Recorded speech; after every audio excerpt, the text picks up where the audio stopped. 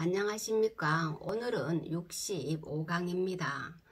지난 시간에 경물과 치지의 내용에 대해서 말씀드렸는데 오늘은 물격과 지지의 내용에 대해서 말씀드리겠습니다. 대학에는 치지, 제, 경물이라 하여 경물과 치지를 말하고 이어서 바로 물격 이후 지지라고 하여 물격과 지지를 말하고 있습니다. 그렇다면 물격과 지지는 무슨 뜻일까요? 또한 경물과 치지와는 어떠한 관계에 있을까요? 주인은 대학장구에서 물격과 지지를 다음과 같이 정의합니다.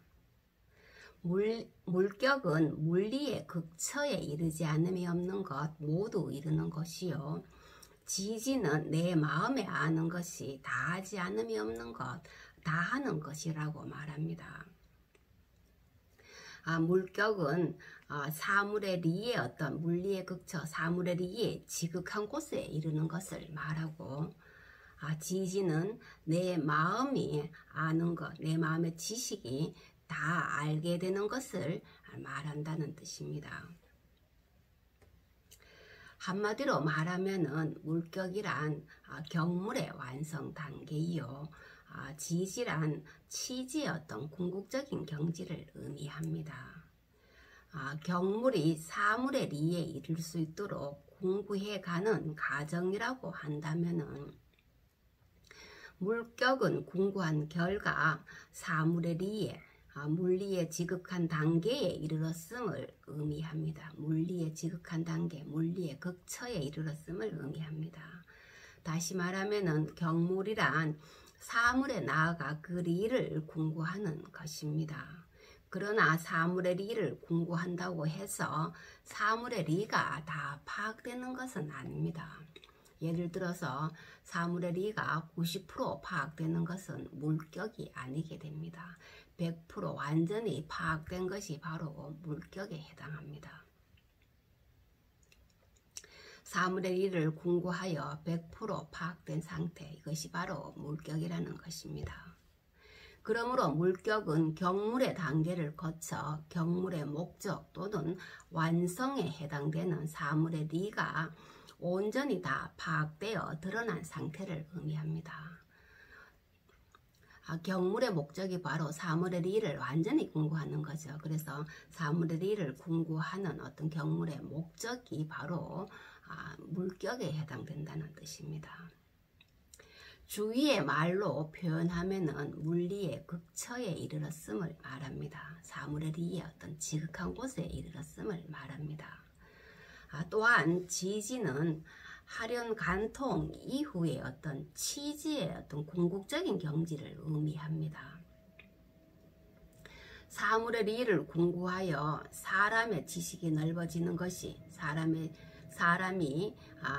지식이 이루어지는 것이 바로 치지인데, 이러한 치지의 단계가 누적되어 만물의 리에 간통하게 되면, 모든 사물의 리에 간통하게 되면 바로 지지라고 할 수 있습니다.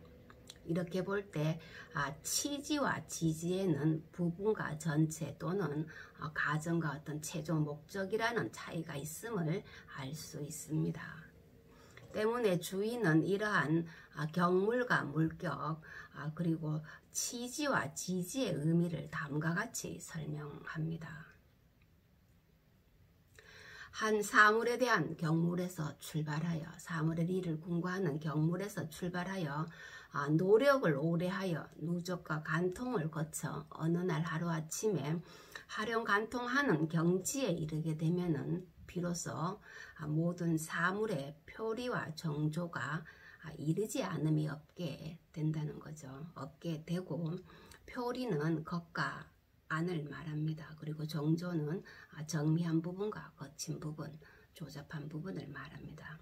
그래서 모든 사물의 표리와 정조가 이르지 않음이 없게 되고, 또한 내 마음의 전체와 대용이 밝아지지 않음이 없게 되는데, 이것을 물격이라 하고 이것을 지지라 한다라고 말합니다. 사물의 리를 완전히 파악된 상태를 물격이라 한다는 거죠. 그리고 내 마음의 지식 아는 것이 완전해지는 상태를 바로 지지라고 한다는 것입니다. 사물의 리를 공부하는 경물 단계를 오래하여 활용 간통하는 경지에 이르게 되면은 이때는 사물의 리가 온전히 나에게 이르는 물격의 단계가 되고 내 마음의 지식도 완전히 지극해지는 지지의 단계가 이른다는 말입니다. 여기서 중요한 것은 사물의 리가 온전히 나에게 이른다는 표현입니다. 이것이 바로 물격이죠. 경무를 해서 내가 사물의 리를 공부해서 어떤 그 지극한 곳에 극처의 사물의 리의 극처에 이르면은 이때는 사물의 리가 나에게 이른다는 것입니다. 이 때문에 조선의 유학자 태계는 리도설이라는 표현을 합니다. 사물의 리가 나에게 이른다. 리도설이라는 표현을 합니다. 사물의 리를 궁구하여 그 극처에 이르면은 사물의 리가 나에게 저절로 이른다는 것이죠. 이것을 리도설 혹은 스스로 자자를 넣어서 리자도설이라고 말합니다. 물론 이러한 태계의 리도설에 대해서 율곡학파에서는 비판을 하죠.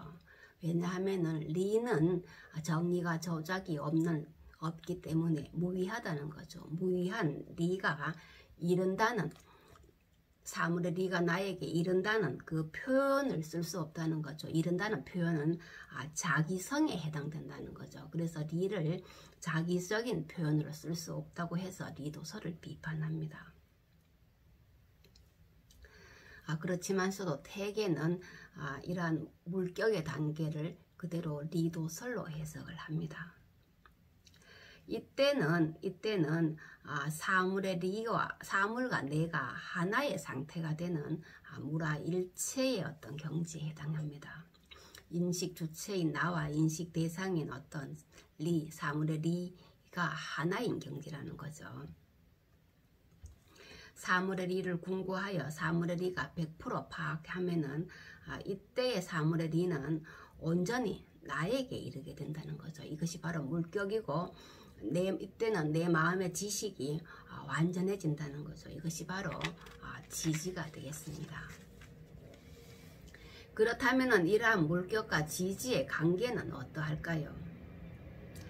경물과 치지의 관계에서처럼 물격과 지지도 어떤 독립되는 별개의 두 과정이 아닙니다.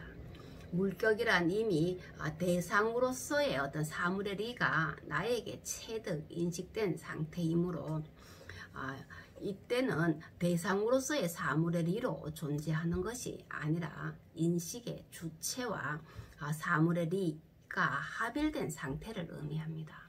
물격의 단계에서는 사물의 리를 공부하여 지극한 곳에 이르렀을 때의 이 물격의 단계에서는 사물의 리로서 존재하는 것이 아니라는 거죠. 이 사물의 리가 나에게 인식되고 체득된 상태로서 존재한다는 것입니다. 그래서 인식의 주체인 나와 사물의 리, 대상이 합일된 상태를 의미하게 됩니다.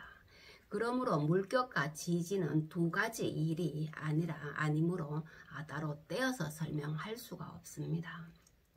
물격과 지지는 하나의 인식의 두 측면으로 볼 수 있습니다. 이것은 앞에서 경물과 치지를 하나의 어떤 인식의 두 측면으로 본 것과 같은 의미입니다.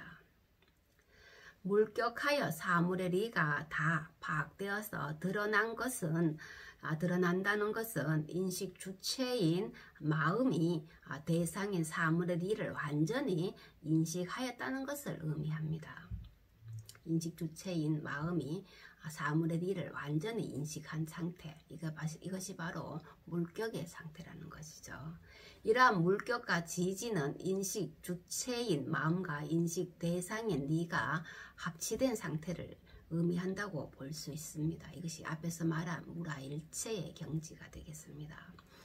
이렇게 볼 때 물격은 사물의 측면에서 인식의 어떤 최종 완성 단계를 말한 것이고, 지지는 마음의 측면에서 인식의 어떤 최종 완성 단계를 말한 것입니다.